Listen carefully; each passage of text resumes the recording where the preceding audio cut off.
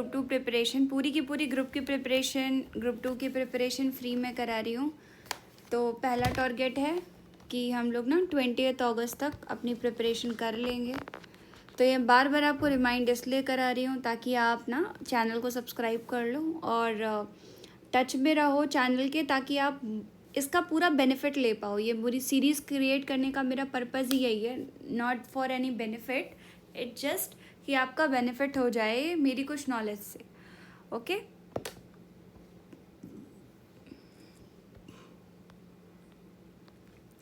Illustration number 7 OMSM के paper का मैंने करा दिया था, आराम से हो गया था ये, और ये क्लियर भी हो गया था प्रॉपर। आई होप आप लोग को भी क्लियर हुआ होगा। ना समझ में आए तो पूछ लेना मैसेज में, कमेंट में डाल करके। उसके बाद इलिस्ट्रेशन नंबर 8 आपका देखो क्या है, इसका स्क्रीनशॉट ले लिया, let me see that, wait.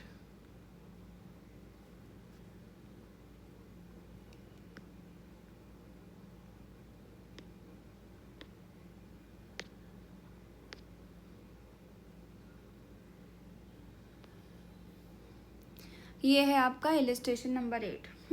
ये भी बहुत सिंपल इलिस्ट्रेशन है, बट जनरली क्वेश्चन आता नहीं है एग्ज़ाम में ये वाला, बट आप करके जाओ अपनी तरफ से, है ना। आपको अपना पूरा मॉड्यूल लगाना है, उसके बाद ही आगे बढ़ना है।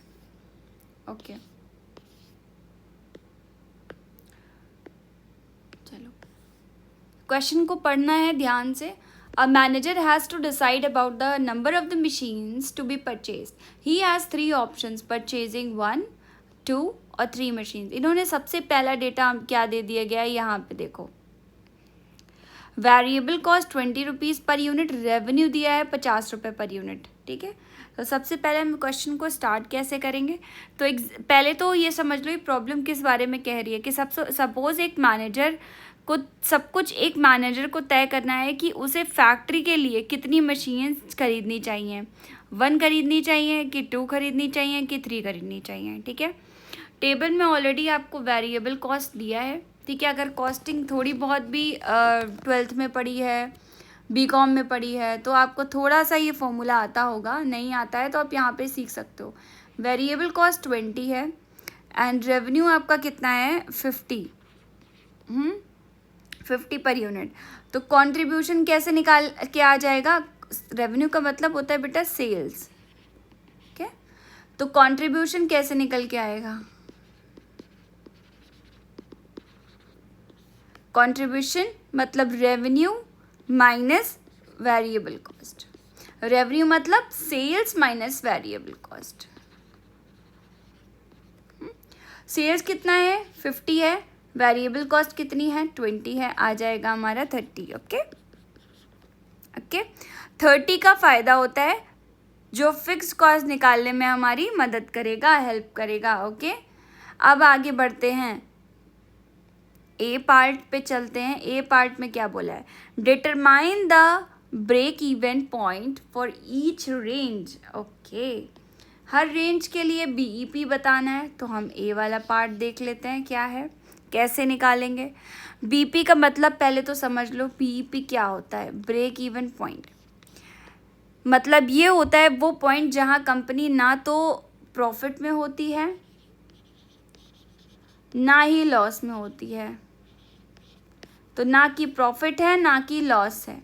ओके, एक मिड पॉइंट होता है नो प्रॉफिट नो लॉस, यहाँ पे लिख लो नो प्रॉफिट नो लॉस।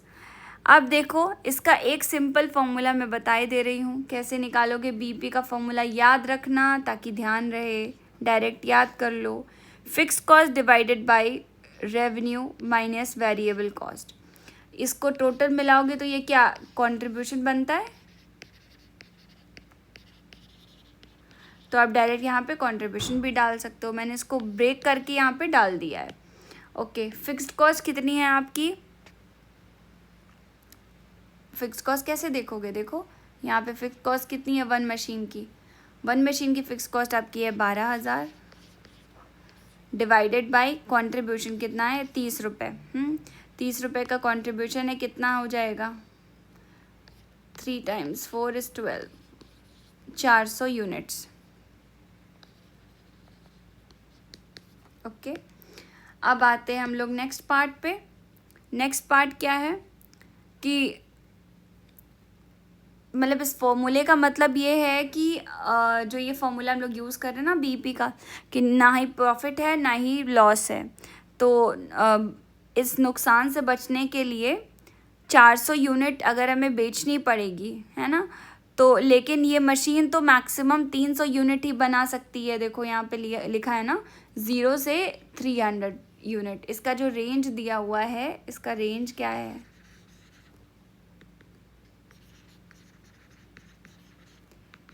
0 से 300 यूनिट्स को रेंज है। ये 400 यूनिट हमारी क्या है, बेचनी पड़ेगी अगर, लेकिन मशीन तो हमारी क्या है, वेट,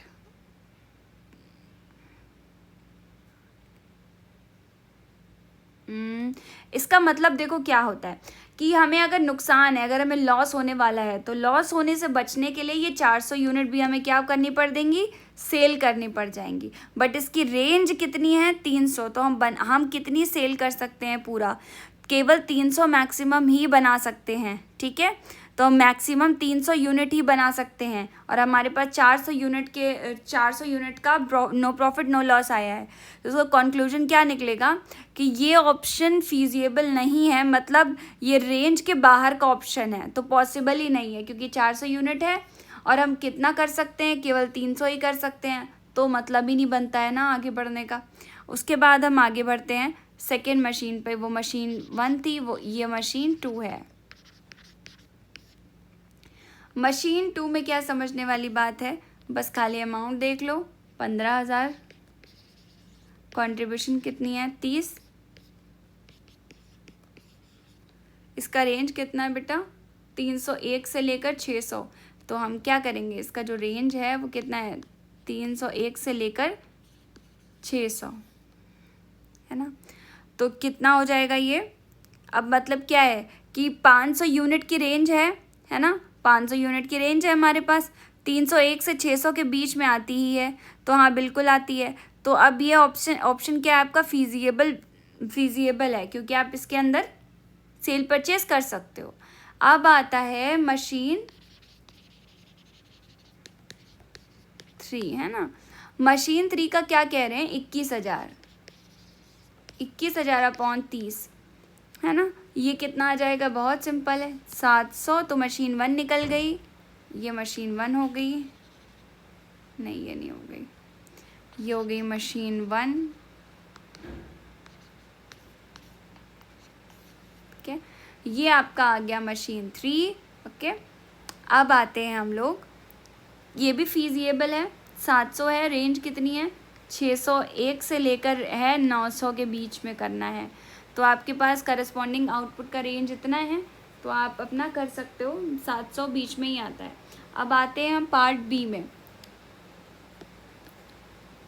पार्ट बी क्या है, देखो, if the projected demand is between 600 से 650 तक, तो how many machine should the manager purchase. अच्छा, अगर प्रोजेक्टेड डिमांड 600 से 650 यूनिट्स तक है, तो कितनी मशीन्स मैनेजर परचेज करेगा।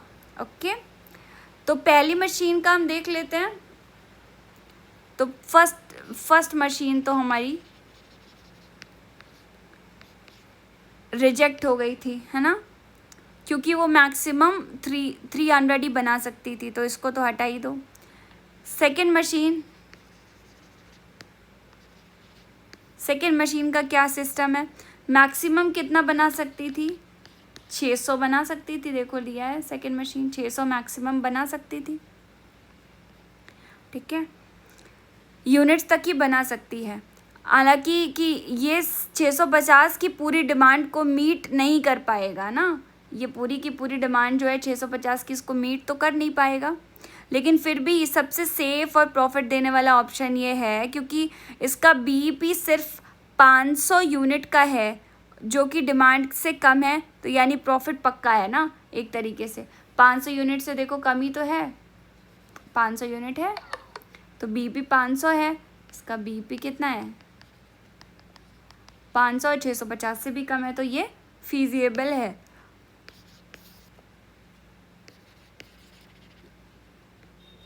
थर्ड मशीन क्या होता है? थर्ड मशीन का क्या होगा? थर्ड मशीन मतलब के लिए नुकसान से बचने के लिए, जैसे बीपी इनका कितना है 700 है, हमारी रेंज कितनी है 600 से, मैक्सिमम कितना है 900 होना चाहिए, रेंज हमारी मैक्सिमम 900 है।